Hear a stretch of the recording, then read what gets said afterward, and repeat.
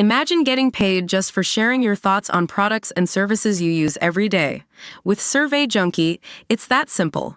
Click on the link in the video description to discover how you can start earning today by taking surveys. Rebecca Grossman's family arrived in Southern California court wearing all black ahead of the killer socialite's sentencing on Monday.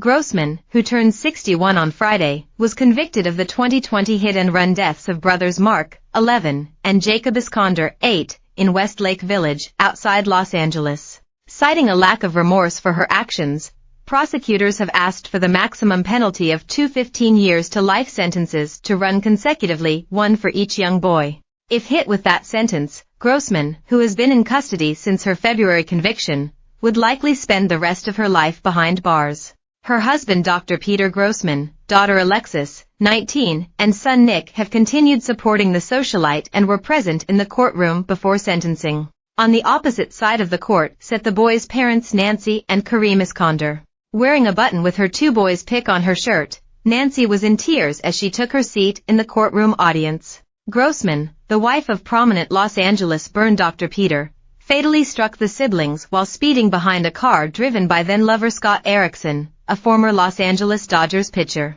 Grossman was not charged with being under the influence, but former baseball player Royce Clayton testified he had joined her and Erickson at a nearby restaurant where Erickson had 2 margaritas and Grossman had 1. Prosecutors presented evidence that the data recorder in Grossman's white Mercedes showed she was speeding at up to 81 miles per hour and tapped her brakes, slowing her to 73 miles per hour, less than 2 seconds before a collision that set off her airbags.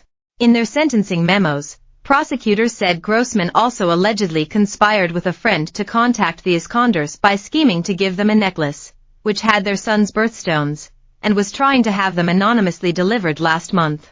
The defendant's actions from September 29, 2020, through today show a complete lack of remorse and narcissistic superiority that leads to only one conclusion, that she is not deserving of any leniency, said prosecutors Habib Balian, Ryan Gould and Jamie Castro, as reported by the Los Angeles Times.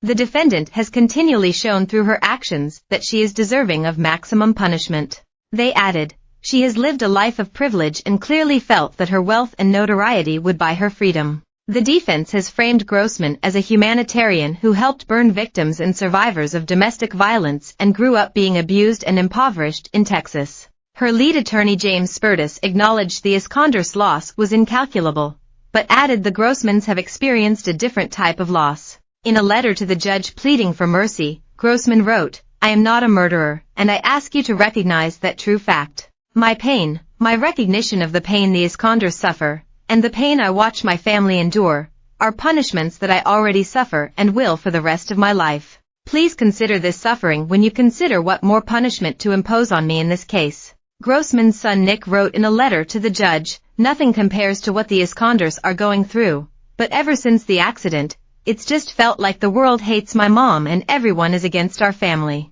It's like they just want the worst version of the story and have never looked into who she really is and all the things she's done her entire life, every single day. They've made her into a monster." Prosecutors, meanwhile, also allege Grossman got her family to lie for her during her trial, including her daughter Alexis. She has already been accused of using dirty tactics to try to get her convictions overturned.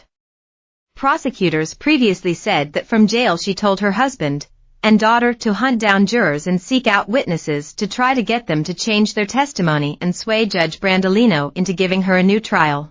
Grossman also allegedly told her daughter Alexis to publicly release a sheriff's deputy's body camera video that had been sealed by the judge.